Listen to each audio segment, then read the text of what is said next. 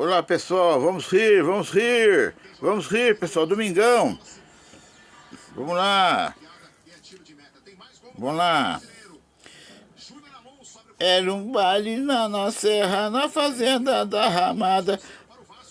Foi por aqui o tal de Pedro se chegou de madrugada. Só escutei um zum zum zum, mas não sabia nada. Só ouvia a mulher gritando: esse Pedro é uma parada. Para Pedro, Pedro, para Pedro, Pedro, para Pedro, Pedro, para Pedro, Pedro, para.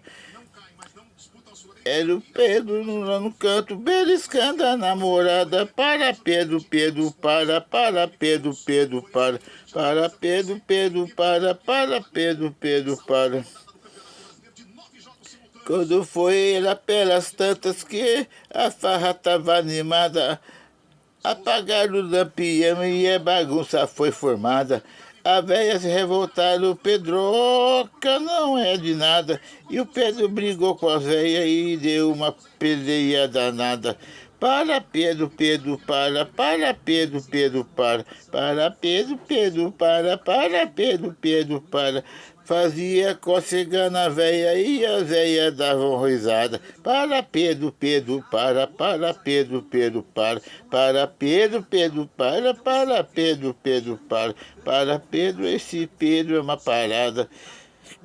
Pedro foi dançar um shot com uma véia apaixonada, e surgiu o velho da véia e a coisa foi complicada.